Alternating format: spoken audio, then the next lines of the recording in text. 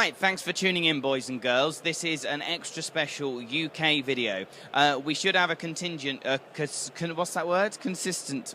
What's the word when you have a representative? A representative, I'll use that word instead, from Northern Ireland. I received a statement earlier that they're all far too drunk, so they're not going to be here. So I've got captain from Team England, I've got captain from Team Wales, and I've got Harry Potter from Team Hogwarts, obviously Scotland.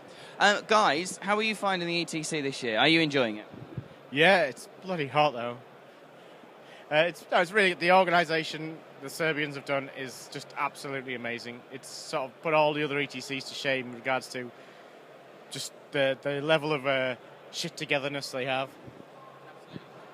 I agree with Andy. It's just so much better. I mean, even just down to the player packs you got, and you got the matchup cards. I mean, they could do with having the army written in big words on it, but still, it's just a nice thing to have. You're enjoying being here, yeah, and enjoying playing games? Oh, yeah, it's great, although I do feel very broken now after, 3 days of drinking. What about you? Do you feel a bit broken, deflated? I'm disappointed. I don't know about deflated or broken.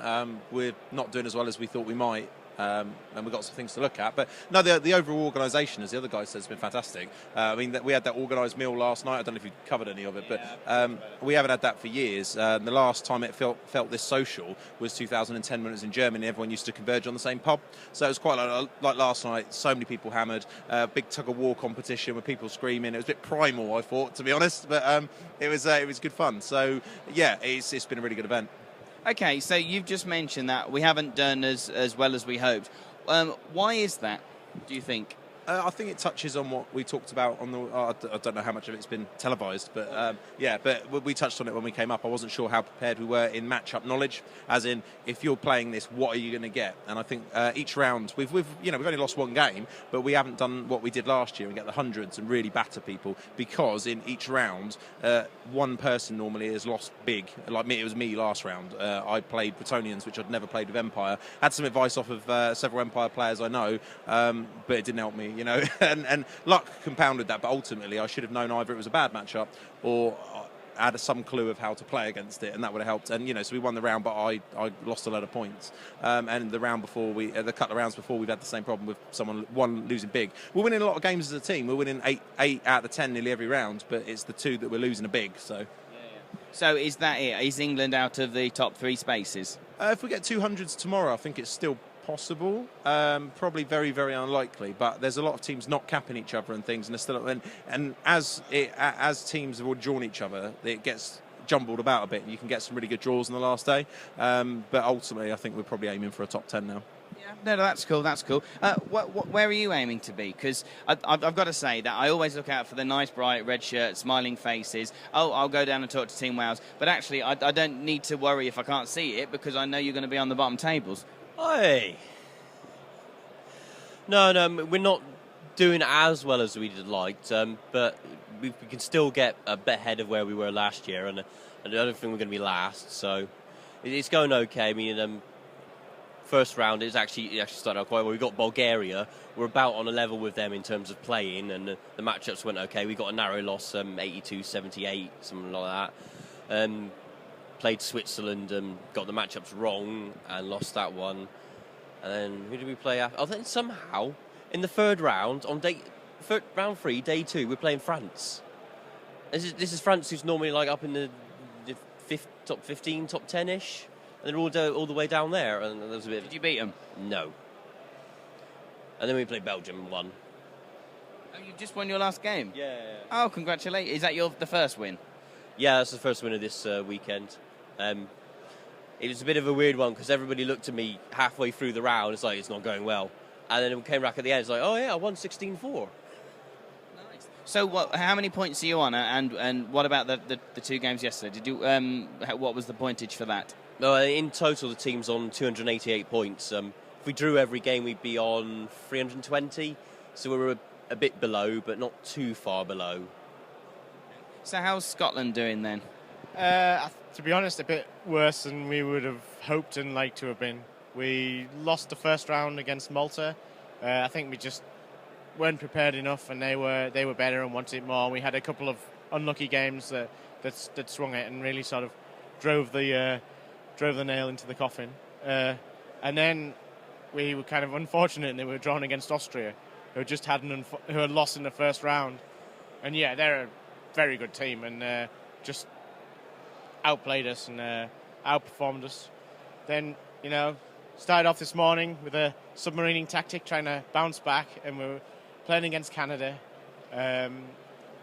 Well, we thought we did quite well in the Six Nations against them, so we thought we'd do quite well. But in the end, they pipped us 81-79, which I guess counts as a win, but at least we got 79 points. So how many are you on in total? I don't know. Whatever, 65 plus 60 plus 79 plus 93 is. So, yeah. Language barrier. I've mentioned this in several videos. How have you found it here, and has it warranted lots of judges being called over?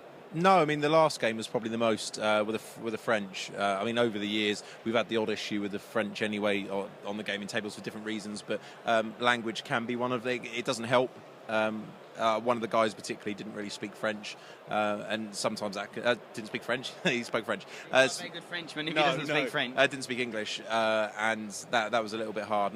But then they had translators there. They seemed to have like a ton of random people around, so yeah, it was okay. But I've only ever really had one language problem in the last 4 years of doing it. So well, it was something when I first thought about coming to the ETC, I thought it sounded like a really rubbish thing. Like, I really don't fancy doing it. But it's weird. You end up speaking poor English because you explain it in fewer words as possible to try and get your point across. But it's fine. Yeah, it's not a problem.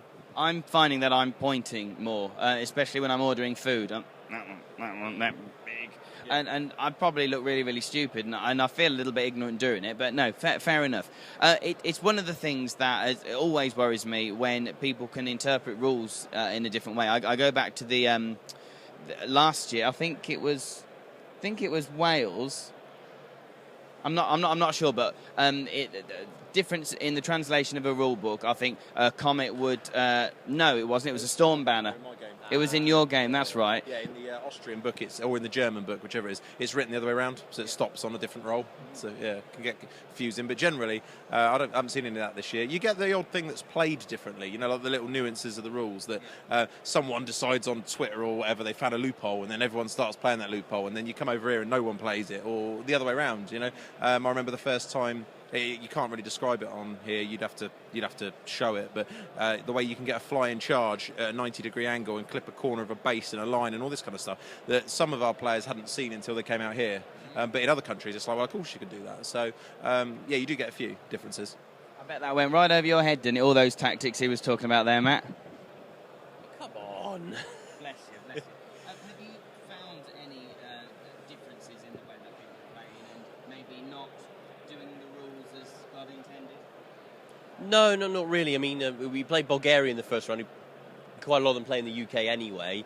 And then the next 3 rounds is Switzerland, France and Belgium. It's like 3 French-speaking teams, which isn't too bad. I speak a few words of French. It's quite funny playing France. And the guy I was playing, he had Death Magic, had Purple Sun, misfired the Purple Sun when he cast it and then started swearing in French. The only difference was... For French Orc and Goblin book, I think might be different to the English one because it might tell them to, well, I don't know if anybody knows, but if a Magnus Squeak has gone through a unit and then it rolls a triple, it'll die. And they were saying, oh no, you've got to roll the dice because it might die on a triple. I was like, no, it won't. And then I had to point in the book saying this bit and this bit means it doesn't die. And the captain had to read through it and then tell the guy who was playing, yes, no, he's right. Surely that eats into time though as well, doesn't it? I have 2 units to move. I shove them at my opponent as quickly as possible and see how scared they look. Were they scared? Yes. Fantastic. Have you noticed any issues at all? Not with language at all, no. Everybody I've played, and I think the team as generals played, has been absolutely fantastic English. A few of the Canadians are a bit dodgy on their English, but other than that, everyone else has been fine. Dodgy characters. Dodgy on the Canadian, I think, more than their English, but yeah, dodgy Canadians. Our country... really hot on painting, movement trays, consistency in bases and stuff. There isn't that same attention to detail here. How does that feel to you? Does it feel weird? Having done it for the last 4 years, you get to know that it's just a pile of not very good basically. There's a lot of teams that I think turn up with the impression of what they're going to do. Tell me I can't use them. So they just turn up. I saw a kind of direwolf units earlier that were just plastic hounds out of a box. So I haven't played against too much. You do see a lot of random hodgepodge stuff, and I think it's because where you have to have one person in each race, you get often people picking up new lists, and they borrow it from random people, and then they decide that this is actually the net list and I want to use this, and borrow more, and then they start filling units with stuff that's not quite there, and it makes it sound bad, but ultimately, actually, you don't see that much of it. It is isolated like it would be. I mean, you've got, how many people here? 300 odd, something like that in the actual fantasy event, and you're probably looking at 30, 40 people, I suppose, with real shockers, and then the rest of them are fine. I saw a lovely just piece of cardboard with squares drawn out where they're going to place their little skirmish unit. I thought that was quite good. And I've also seen these like little metal trays that look like drip trays for fridges and things like that. I'm sure they're not. That's kind of an ETC thing from 2009-10. Was you used to? It was quite advantageous and much easier when there were so many arguments in 7th edition about millimeters and stuff to not have a tray. So you see a lot of people with just, it looks like they might not have a tray, but they're magnetised to the flush to the edge. So then you don't, it's easier to measure. So I know like mine and Russ Field's army from 2010, we don't have lips on the trays. They're all almost sheets of plastic that everything's magnetised to, because it was much easier back then to do. It's not much of an issue these days. So. That's really interesting. I've never heard that before. So what are your hopes and expectations then for the final 2 games tomorrow? Well, hopefully we can win one of them and get a draw on the other one. We'll finish up somewhere above where we were last year, and you just year-on-year improvement is what we're aiming at. Mostly hoping that we don't play either Wales or Northern Ireland, who are both quite close, because basically we're sick of playing those guys. We want to play new people. England. Yeah, I want to play Wales because I could do some points. No, I'm joking. Every time I play Wales, Matt takes points off me, so I'm not happy about it. But Mike removed your army, and he's only been playing dwarfs for about 2 months.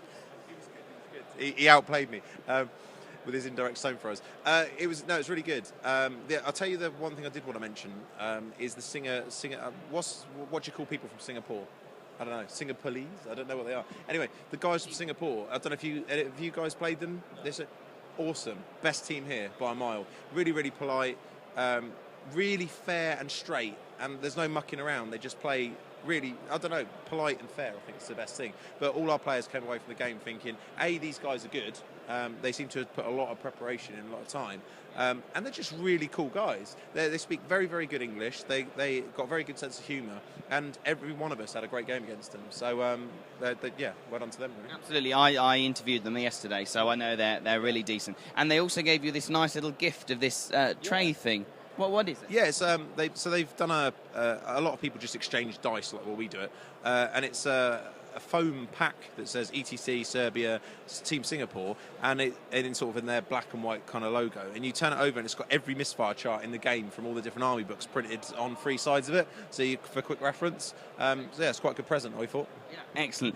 So last thing, guys, who's going to win the tournament, do you think, from today? Well, it sounds like Germany are rolling at the top. It sounds really good. I haven't looked at the top end. Too far away for you, dear, is it? You need your varifocals on for Last time I that. looked at the top end, Ireland were up there. But then I think they lost a bit to Denmark. So go on, give a prediction. Well, who do you want? I don't know, really. This makes really good TV interview, doesn't it?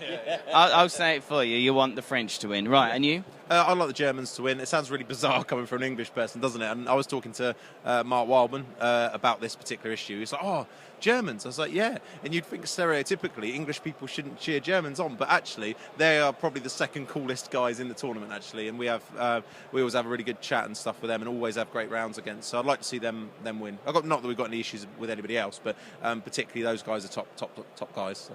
Cool. Well, thank you very much, UK. Make us proud. Go out there and fight. See you later, guys.